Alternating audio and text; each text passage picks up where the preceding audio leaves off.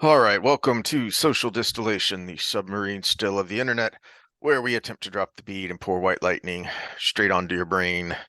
It's Thursday, so it's kind of current event politics, hodgepodge, potpourri kind of day. But we did tease something last time that I randomly remembered this morning of, oh yeah, because I derailed your train of thought by asking you what was the most important meal of the day as an illustration of something we were talking about, and we didn't actually explain what that was all about. So let's explain it.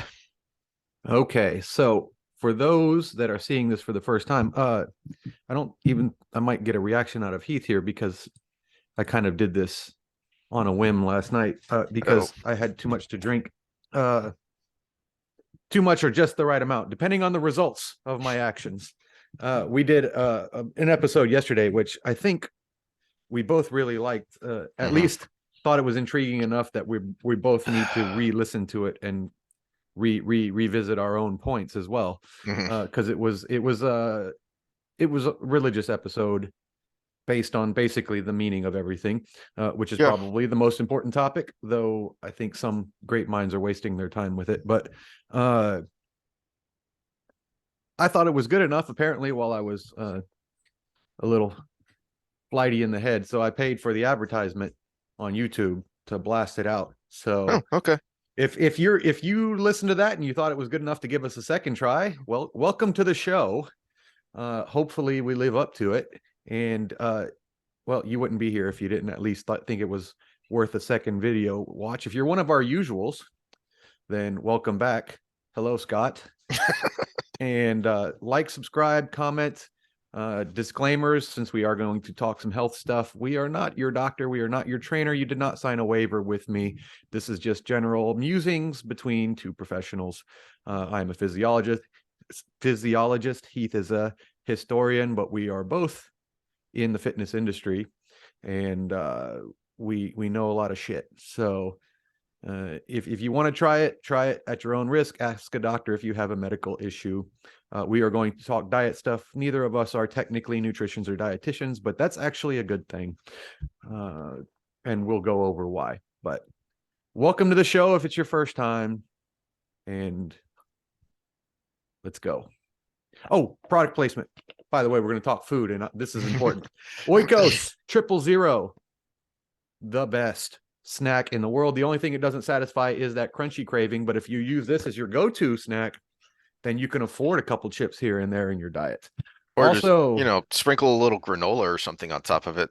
the actual reason behind my nickname Ah, of the mule, made a Sammy mule here, which is just basically how you're supposed to make a mule. But product placement, pay us money if you see us.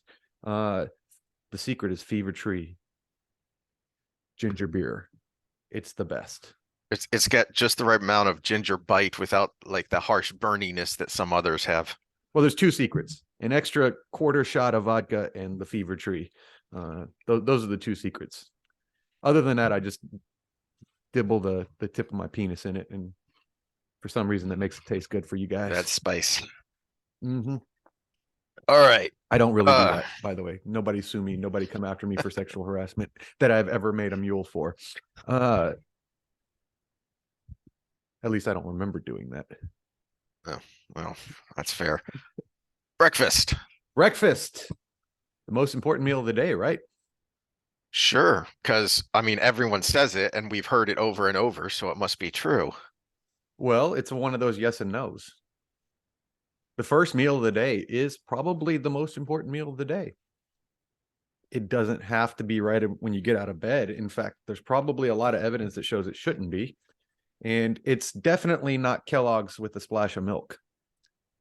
As well, I realized something. We've referenced things we've talked about before, but we're referencing the video we haven't released yet.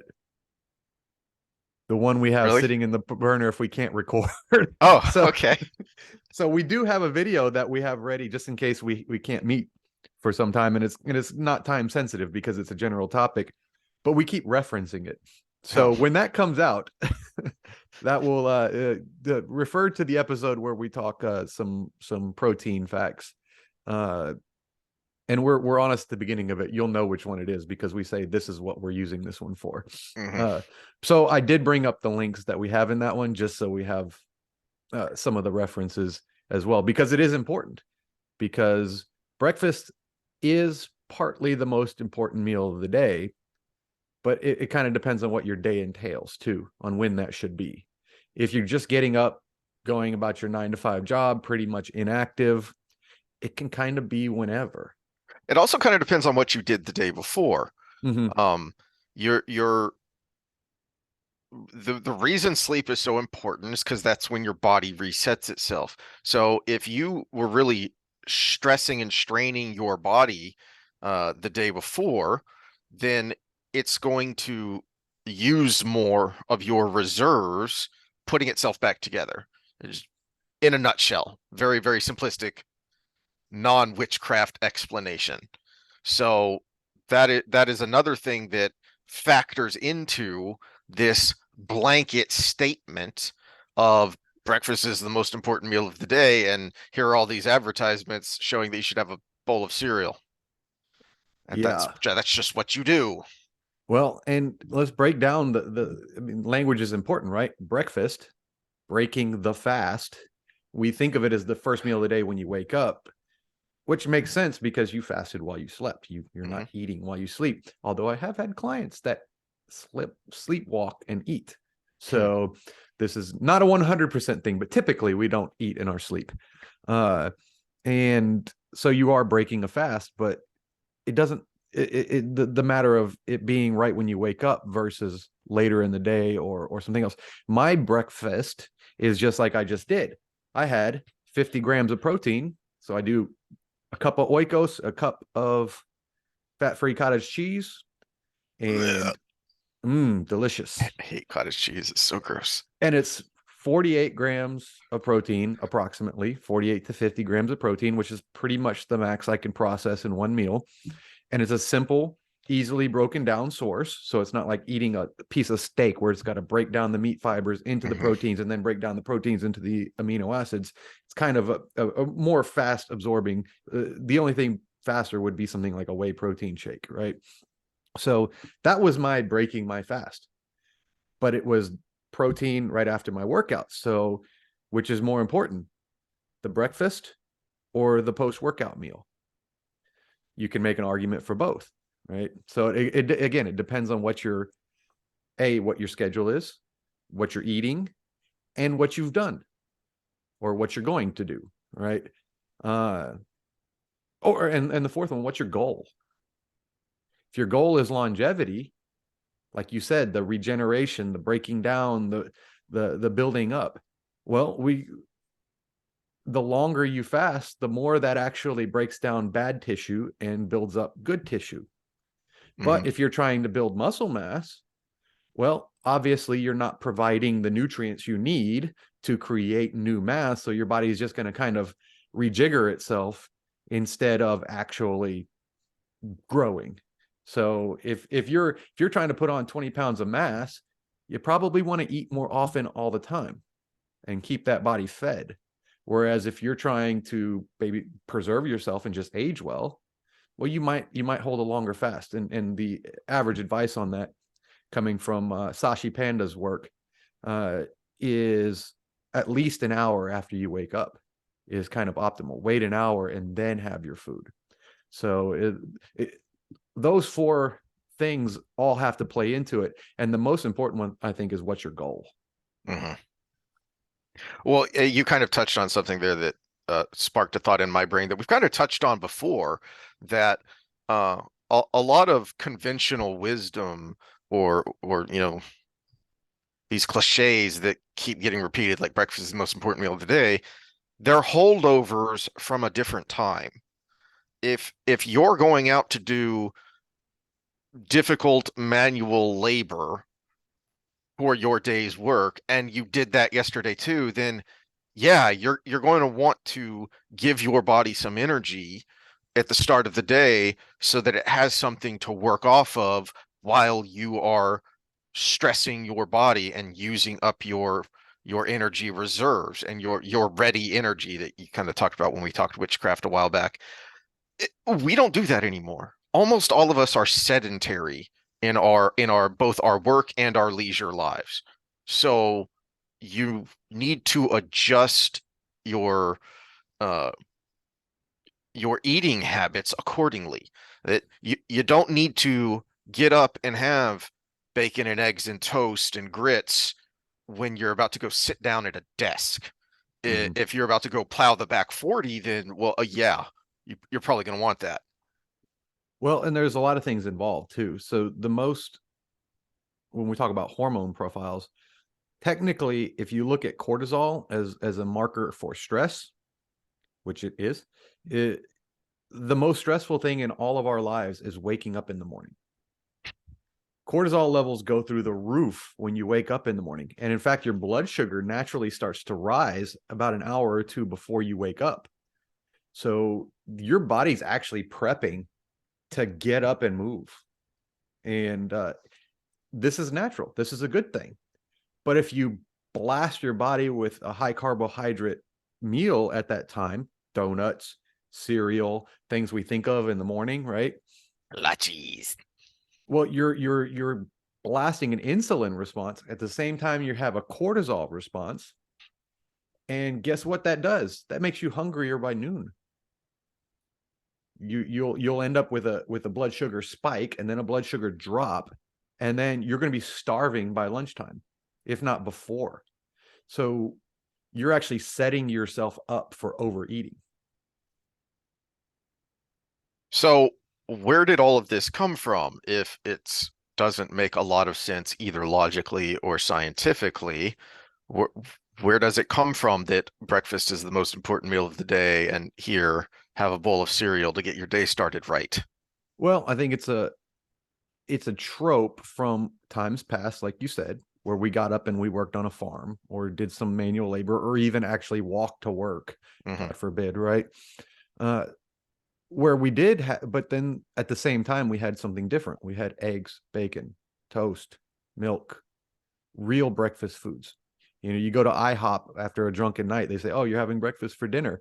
Well, yeah, but there's a reason because we considered those breakfast foods, right? Hmm. But that was the diet. But then the piggyback on that was, well, the grain industry needed to funnel out some of these excess wheat produced and corn produced, and we got corn flakes and Wheaties, right? And they took over the market because our RDA backed them up because the lobby was so huge that, oh my goodness, breakfast is the most important meal of the day. We make cereal. Cereal's a great Hmm. breakfast. It's easy. It's fast. You can pour it in a bowl, chomp it down while you're tying your tie, and head to work without missing a beat. You don't have to cook anything. And this is actually one of the greatest injustices when it comes to the American diet, especially, is convenience is key. The more convenient we make food, the more likely it is to sell, the more likely it is to become a staple in that arena. And then the more likely the byproduct of it is, the more likely it is to make us unhealthy. Hmm. You know, we make instant oatmeal instead of oats, right? We make Pop Tarts instead of cooking eggs and bacon anymore. And we talked about this a while back where we talked about the link between saturated fat and heart disease. It came from a study done by someone who was already convinced that this was there, not that he was searching for it, but he was already convinced there was a link and cherry picked his data accordingly. Mm-hmm. And then got guidelines. What does that make you think of? Can't talk about that. Got guidelines to be issued from government bodies to give it a sense of authority, without any real rigorous scientific basis for it. It just, no, this is what is now, and you're not allowed to challenge it. One of my clients is a retired physician, and so he's real intelligent, obviously knows medicine, and he came from a day before woke took over medicine. So we were talking about this very topic on Wednesday, yesterday, and he was in the industry at the time that all this was happening. And and it brings in another player. Was not only did we start creating these RDA guidelines, but we started doing things like making sugar tariffs on imported sugar. At the same time, we started producing high fructose corn syrup. High fructose corn syrup is a cheap alternative to sugar, but it doesn't, sugar's bad enough. High fructose corn syrup gives you all of those negatives without the stimulus in your body to be satisfied with it. So if you eat a high sugar pastry, you might feel satisfied after you're done. But if you drink a Coca-Cola, which has the same amount of simple carbohydrates in it in the form of high fructose corn syrup, you basically want another Coca-Cola. Mm-hmm. You don't get the same satisfaction that you get from the actual sugary substance, even though it's providing the same caloric intake. And so the point of this is it went around the same time we were. What was first, chicken or egg, right? Did we put the tariffs on imported sugar so we could sell more fructose corn syrup, or did we develop high fructose corn syrup because we needed something sweet as sugar was becoming more expensive, right? Either way, it still sucks.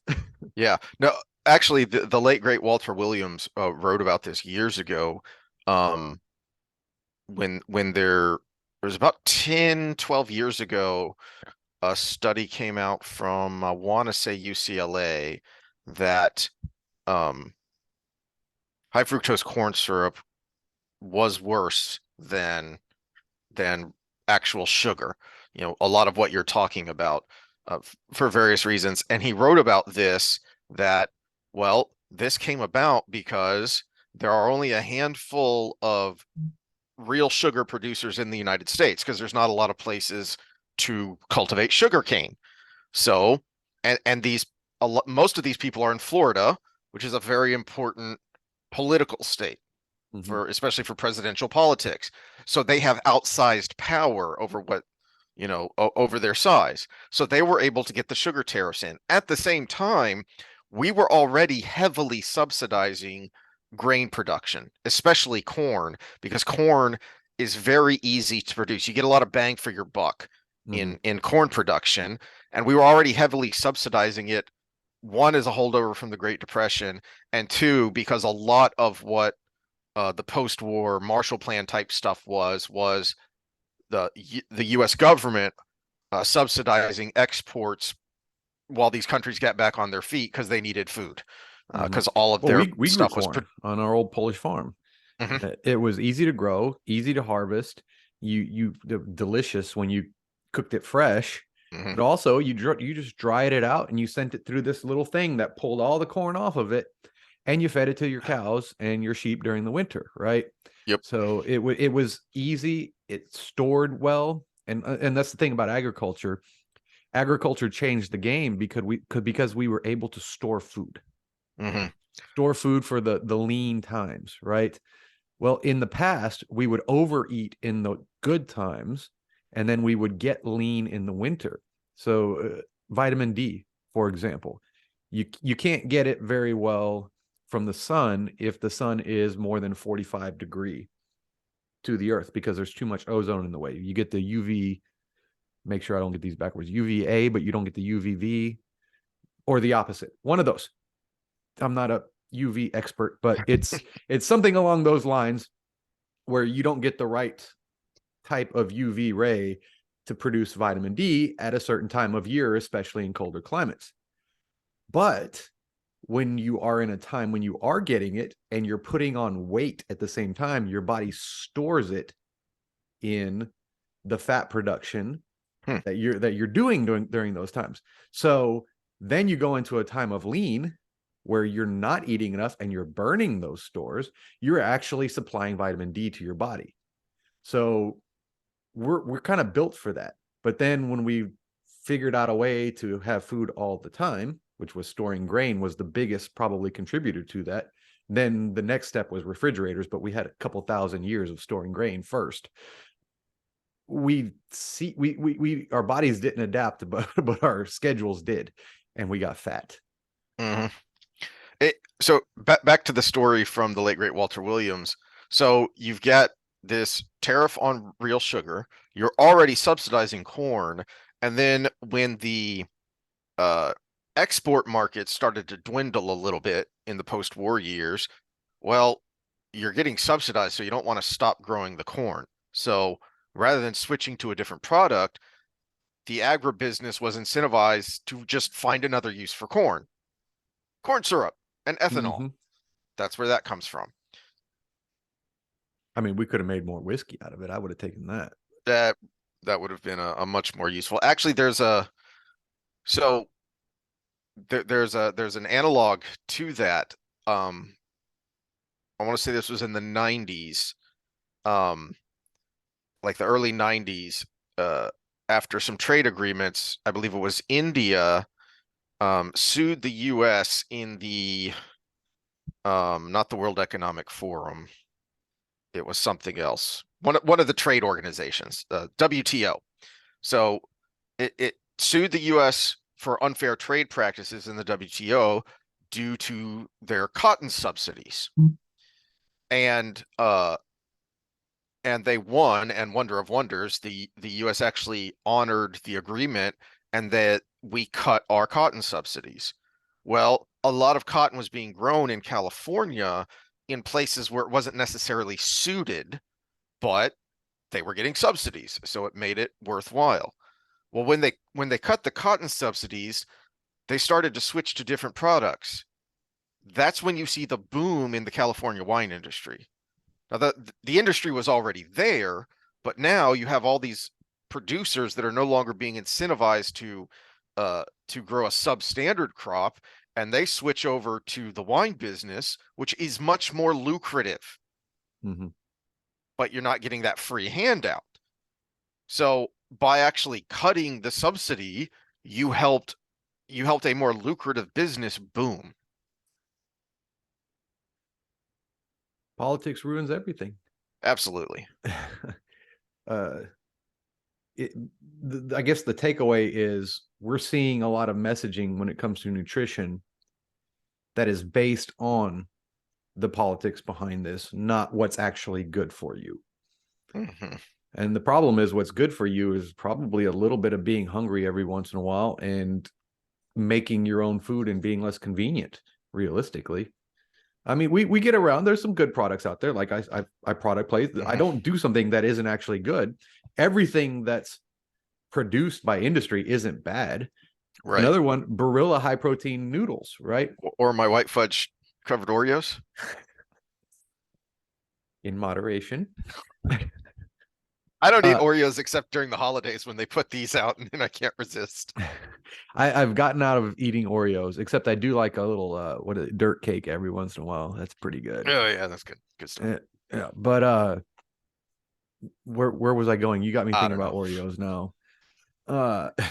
There's good stuff. Not everything.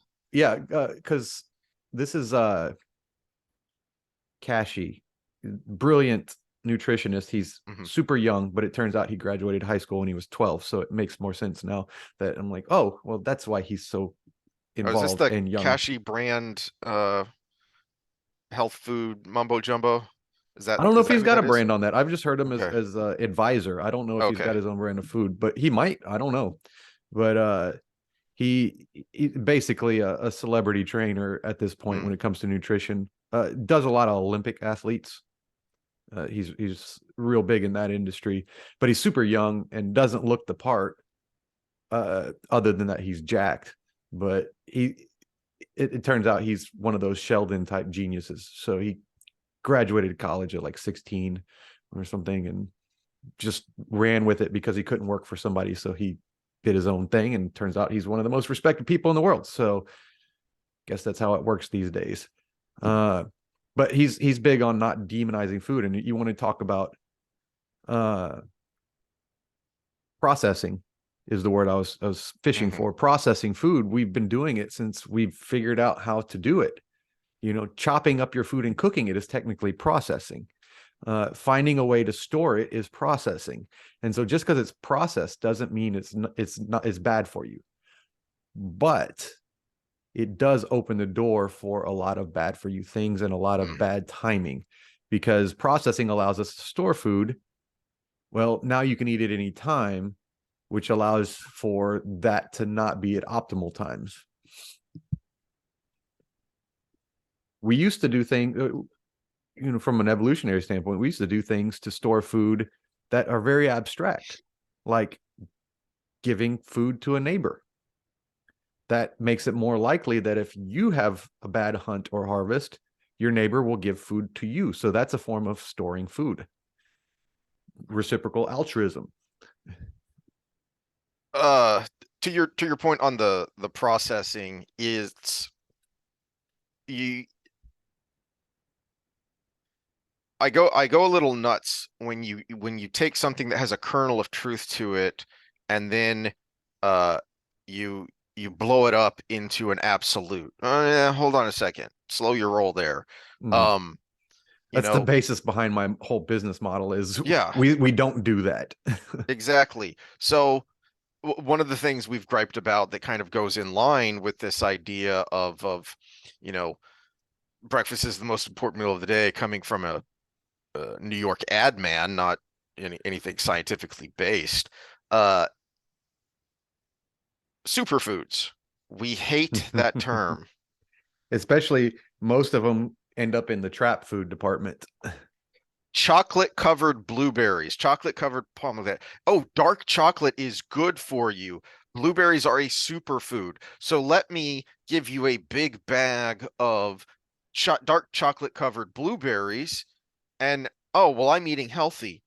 No, if it doesn't matter if I eat 5,000 calories a day, I'm going to put on weight, a lot of weight, and not healthy weight because I'm not working out that much.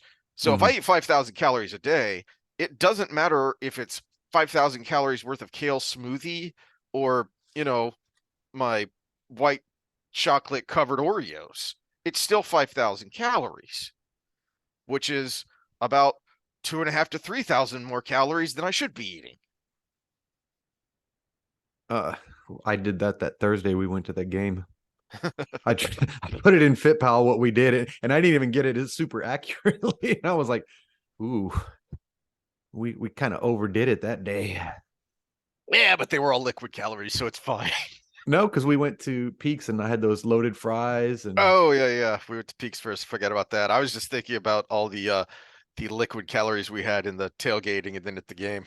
yeah. Well, at the game it wasn't too bad because they were expensive Yeah, they were expensive and you had to stand in line, so and that that ended up that in helps that moderate. long food line. And y'all drank my beer while I was in the food line. Well, it was taking you a long time and I was thirsty. The other part of it was those Cheeto popcorn. Yeah, That was you couldn't stop. My fingers were orange for like 3 days after yeah. that. Couldn't stop and just made you more thirsty. I'm like, if Uh my fingers are still this orange, what do my insides look like right now? Checking your poop for Cheeto dust. Ugh. All right. Well, let me I got a heart out, so I want to get moving here and um want to tiptoe around this of the reason I'm harping on this idea of well, these are the guidelines and this is right is because obviously we've been dealing with that the last couple of years. Oh, Okay. there's your segue. I was Yep. wondering what Yep. was going on And there. and this is something that Dr. McCullough's been harping on the whole time. And when you get me listening to Dr. Drew, he harps on it too, the idea that guidelines are just that, guidelines. They're not supposed to be, a narrow, rigid lane that you have to stay in. Mm-hmm. Okay. That's why it's called practicing medicine. Um, and we have done we have done that to the detriment of individual human lives. The idea that saturated fat is linked to heart disease, that breakfast is the most important meal of the day, that you should have this carb heavy diet. These are all things that came from a kernel of truth that was blown out of proportion in order to pad someone else's bottom line. And it has made us unhealthier as a community, as a nation, but then as individuals. This is negatively affecting individual lives. And I don't want to get into the technical specifics here. So like I said, we'll tiptoe around this, but I came across um this article from the Epoch Times. It's written by a Dr. Sean Lin, uh, and it is referencing the data from a group called the Vaccine Control Group Cooperative. Um, and it goes into why these people exist, which is the fact that there isn't an official control group. Even and we talked about this when we went through some of the released Pfizer test data, that they would do these tests, and then the control group would be vaccinated after like 90 days max. So there's no long-term data because they destroyed their control group. Well, Uh, and that's one of the big kind of outcries that was coming from the actual scientific community that wanted this to be done right. Was one of the problems with mandating things was you're trying to eliminate the control group. You don't you're trying to do it to everybody, so you have nobody to compare it to.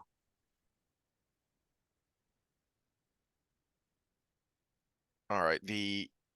So what is this group? The Control Group Cooperatives was founded in July 21 to defend people's inalienable rights to freedom of choice and bodily integrity. Actually, one of the core principles in public health is the respect of autonomy. The group is particularly concerned with the marginalization and stigmatization of COVID-19 unvaccinated communities around the world. Stakeholders of the cooperative believe that they are making a positive contribution to society by collecting health data from both SARS-CoV-2 vaccinated and the unvaccinated to facilitate a truly comparative analysis. Now, they've been criticized because it's not exactly scientifically rigorous. And the British National Institute of Health, their controlling authority, has said, it came out, you found this when we were looking for this. It took a while to find it, and we were getting all these fact checks, including things like the British Health Authority saying, well, you can't use this data for policy or for official stuff. To which I say, so does that mean you're collecting this data in a more scientifically rigorous way? Because you're not. We know you're not, which means this is the best we have. Now you can put in the caveats when you use this, and you should, if you're being honest, of this is how this data was collected. So take it accordingly. Now here's what the data says. You don't just throw it out. Mm-hmm. Especially, as I say, when this is the only place you're getting this data. Well, it's the same thing they did with VAERS. VAERS is Yes. the recording system we have, but at the same time, when it wasn't telling them what they wanted to hear, they said, well, it's inaccurate. Yeah. Well, what was your better system? There actually was a better system where hospitals actually randomly collected data, but they threw that out because it gave even bigger numbers. It ultimately concluded that VAERS was underrepresenting. And this is with all vaccine data, not this was before COVID even happened. This is like the mid 2010s, like 2015, 2016, that they did the audit basically of VAERS. And it was something to the degree of 20 times underrepresented, not just 20%. It was a massive number. And they said, oh, well, we probably don't want to go to that system. So where is your collection?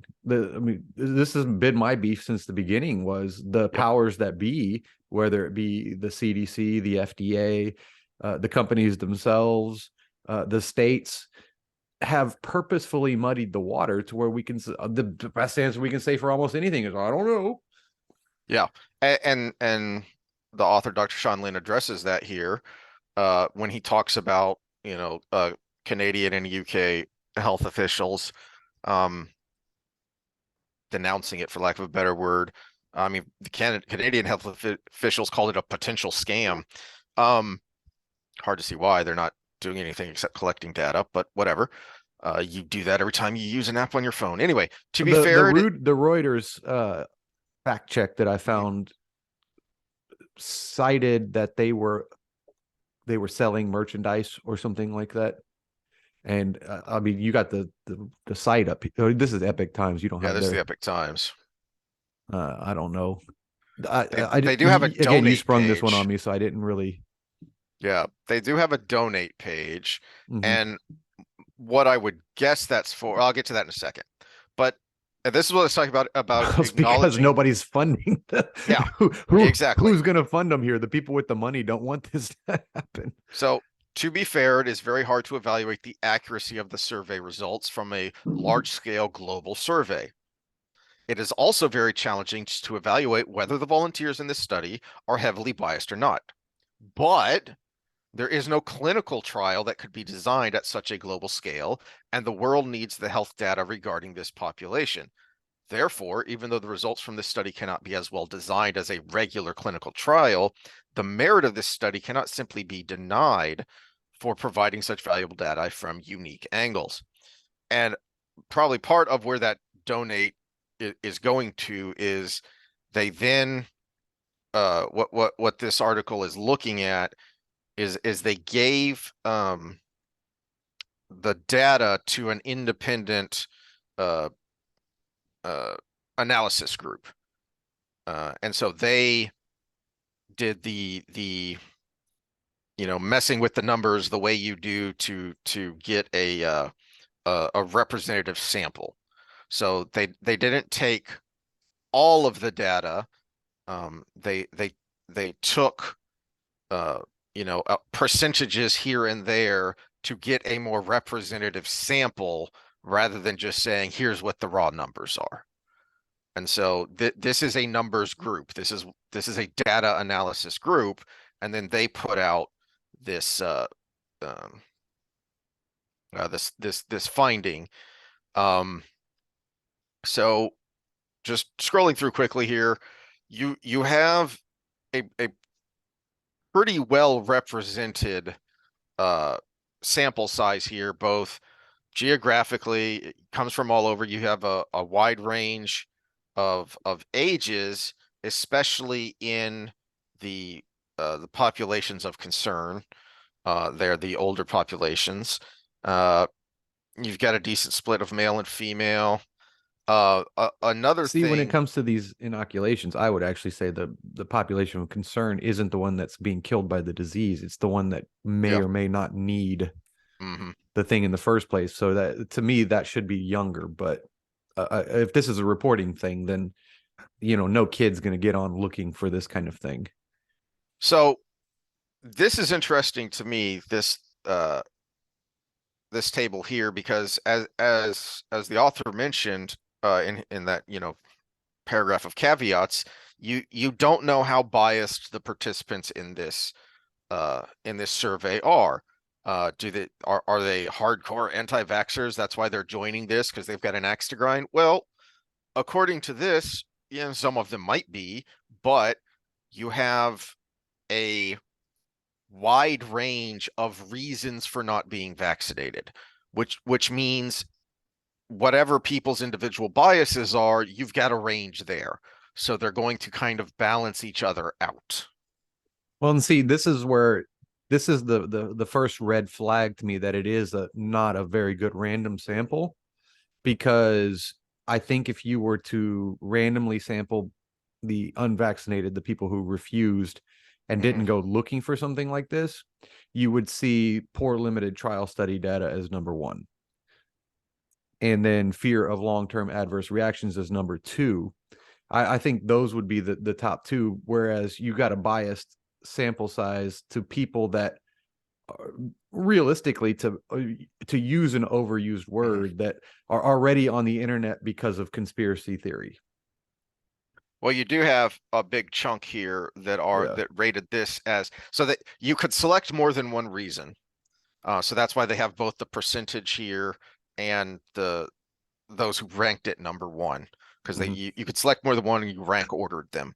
So you do have a big chunk of the 54,000 that were used for the data analysis in what might be called the conspiracy theory anti-vaxxer group. Mm-hmm. Um, but I Yeah, that's because I think why those first two you can combine to that group, mhm, because one of them is the using other things that we can't name as prophylactic kind of medicine users, and then the second one is the, Bill Gates is trying to sterilize us kind of crowd.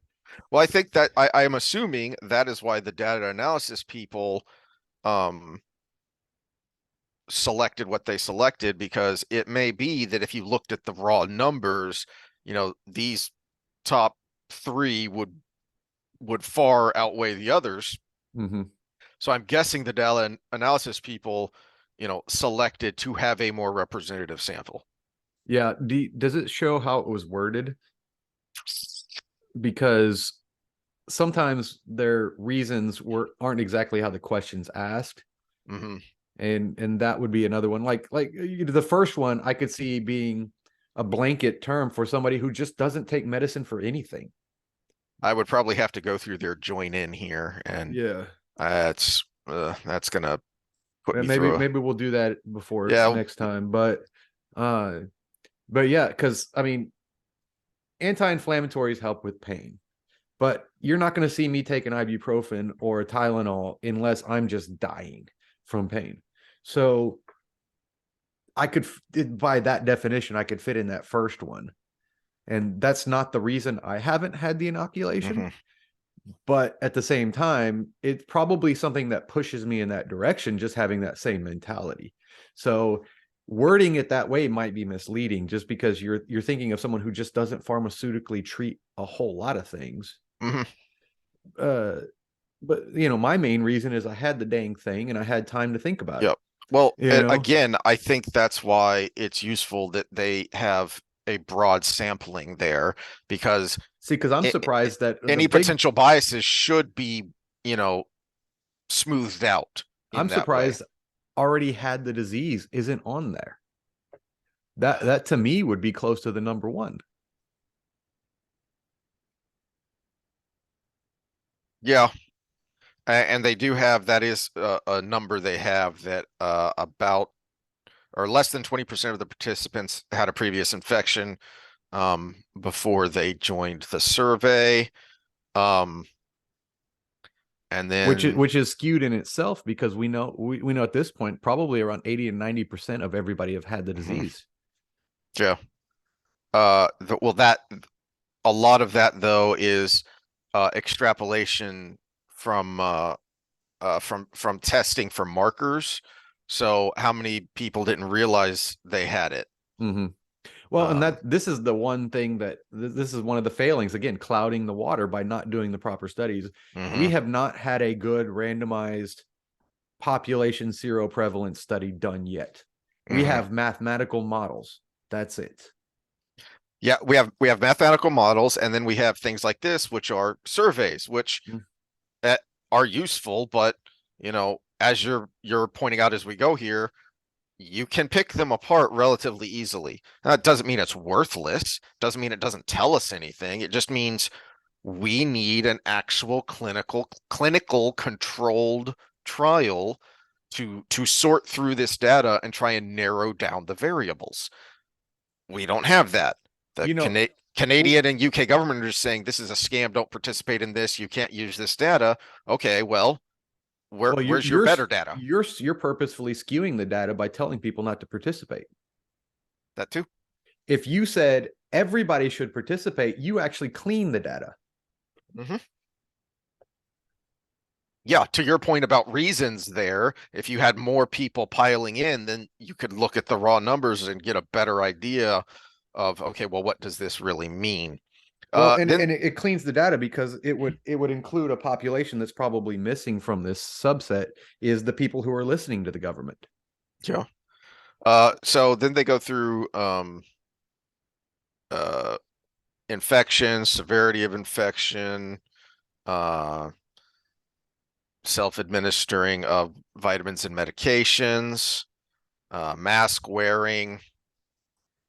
This is what I wanted to get into though, because I don't want to get bogged down again in the, um, you know, these still dubious grounds of what you can talk about on social media, even though we played the lady before the EU Council saying stuff, but I don't know if I can say that.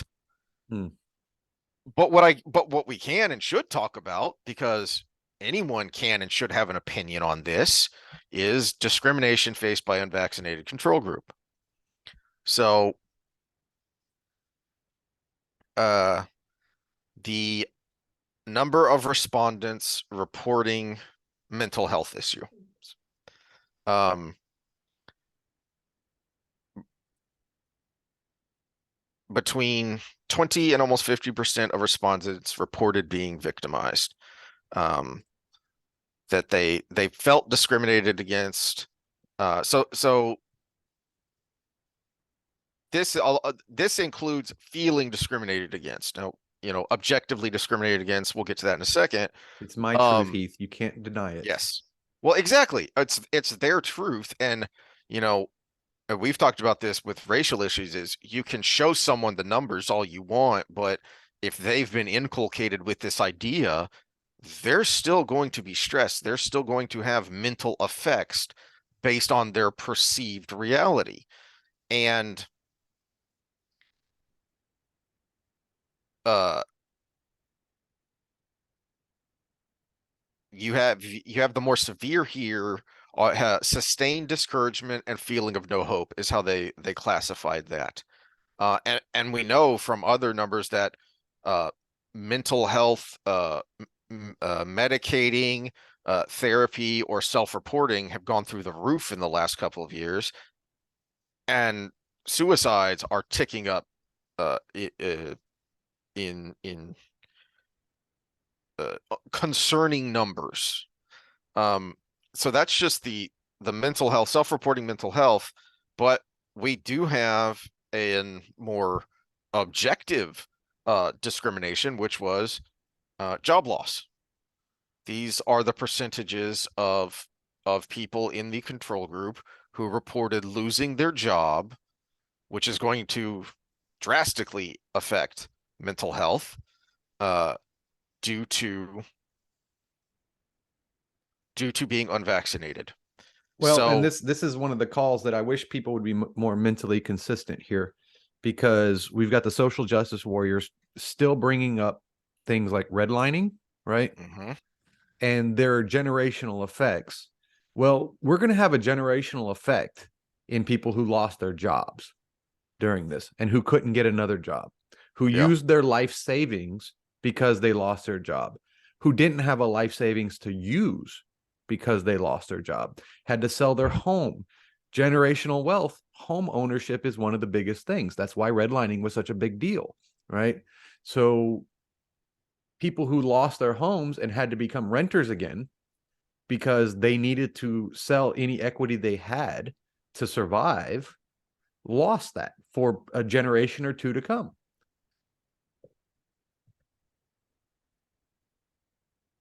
because they 13.1 were per afraid of, because they didn't want to get a shot. And there's a big chunk of this population that's going to say, well, all they had to do was get a shot. hmm You know? Well, I can't help you there. We'll have to have a come to Jesus moment if you think that. Yeah. Well, that's the thing, that there's such a large percentage of those people that Yeah. it's going to be a fight for a while. So 13.1%, let's just take the North American numbers. 13.1% of the respondents lost their job for being unvaccinated. So if you were unvaccinated, you had a 13.1% chance of losing your job. And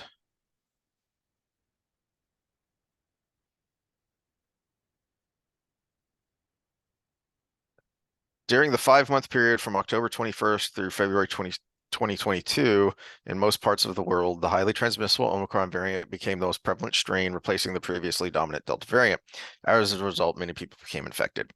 Most respondents reported suspected or confirmed COVID-19 infection on the survey questionnaire. Uh, most of the ones who reported were between 20 to 69 years old, which is consistent with the infection situation prior to the survey. Specifically, the age group from 20 to 49 years old accounted for 10.7% of the respondents, and age group from 50 to 59 accounted for 12.3%. So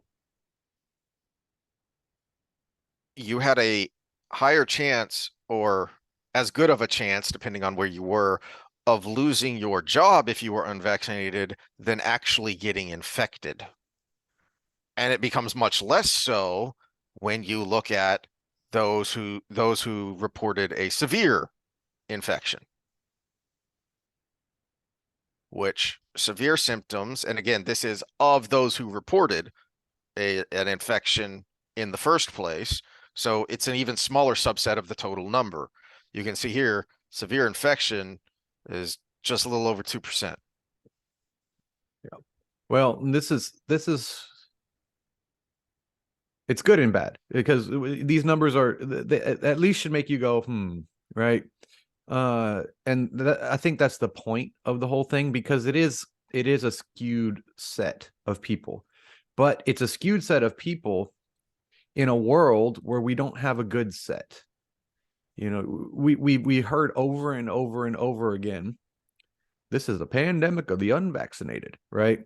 And we were told statements like hospitals are being overwhelmed by unvaccinated people. We were given these statements, but there actually has yet to be an actual trial done on who actually were the ones in the hospitals. Give me the randomized trial. Mm-hmm. You don't have it. Well, we know this because of what? You're not asking them. You're not reporting breakthrough cases. CDC stopped doing that 4 months, May of 2021. Why did they stop doing it May of 2021? They say, their words are, because we don't want too much information clouding the water. The problem is information unclouds the water. We need every data point we can get, and there are smart enough people with good enough math skills to handle it. I could handle it. And realistically, when it comes to statistics, yeah, I have a master's degree.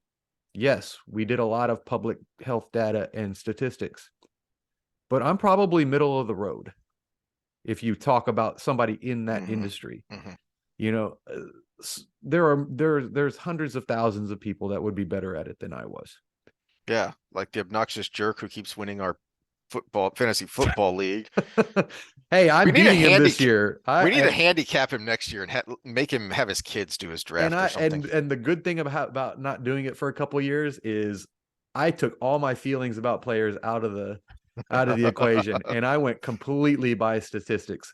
That's why I have Duvernay from Baltimore, who was Who? Yahoo ranked 2,250. Mm, But I'm like, he's scoring more than all these other people that are ranked 2,000 people above him. yep. So while y'all are passing on him, I'm like, here. Yeah. Well, the point being that there are plenty of people out there who either are good enough with numbers or who work with numbers that they don't need to know the uh the biomedical witchcraft of it. They can just look at the numbers and thus make an evaluation for themselves and their circle of friends and family who might say, "Hey, you're good with numbers. What do you think about this?" The CDC used to be, when it came to their information online, and this is the CDC I grew up with in education, was a place where I could go, and they had little drop down windows that said population I want to study, mortality, morbidity, what kind of morbidity, or mortality or whatever. You basically get a if then, and then you got a spreadsheet that said age groups that you pick. Say I wanted to see 18 to 20-year-old suicide rate, only males. I could do the drop down menus, mortality, suicide, male, 18 to 20. I had my data. I could have that. You can't do that anymore. You get an article about the data, and then an article about the data. And Yes. you go through several of those, and then it says, and here's a link to our world in data. And you click on it, and then it's a million drop down menus that if you get one of them wrong in another section, it contorts everything you have. And then even with the kids, I was looking for data like that. That one time we talked about child suicide, Mhm. it said best we can do is population. I needed that freaking meme with the pawn shop guys. It was like, I want child suicide data, and all it gave me was, here's the population of people in your age group. It finally went down, and like, all I needed was best we could do is Yeah. population. That's why so many of the pundits that I listened to were using Israel and Great Britain in the first year of things because they were giving the stratified data. We weren't. Mm-hmm. If you Well, wanted those even numbers, the age adjusted data they came out yeah, with in their big report, I don't know what age brackets they used, yeah. because it doesn't correspond with the same the ones they reported in their stratified numbers. The age ranges were different than our population numbers. And I was just like, well, how can I do an age adjusted amount here? Because I don't know the population between, you know, 12 and 16. I know the COVID deaths between 12 and 16, but I don't know the population between 12 and 16 because the census reports between, 8 and 18 or whatever. And I'm just like, you can't do an age adjusted equation because you need to know both of those numbers. It realistically, back in the day, you used to be able to go, how many people are 1 years old? How many people are 2? How many people are 3? You could have for every single age. You didn't even need a range. The closest thing I could come up with was 0 to 18, 18 to 65, 65 and above. So let me give my final thoughts here because I got to get going. That the reason I brought this up is because you don't have to be an expert. You don't have to be a doctor. You don't have to be an epidemiologist to recognize that one, something ain't right, that a lot of what is going on just doesn't make sense. And that should be a big red flag. To your point, if if you want to say you can't trust this data from this survey group because then the answer shouldn't be so don't have anything to do with them. It should be we encourage everybody to take this survey and please be truthful so we can have so everyone can have more data and then we can do our more rigorous clinical controlled trials based off of that data. We can look at the data and go, this is interesting. I wonder, hypothesis. Let's do something with it. Or give a more reputable source and say why. Or give a more reputable alternative. The second thing is you can look at things like the job loss numbers and say, not only does this not make sense, this is wrong. What we are doing is wrong, and it leads to a place that is no good. Yeah, It but leads they to a need place that is amnesty. much, much worse. Mistakes were made on both sides. Mistakes were made on both sides. Mhm. Tell that to those that lost, and they're still without their job in some places. So And job loss is the far and away the biggest factor for divorce, and for men, it's the biggest factor for suicide. mm-hmm.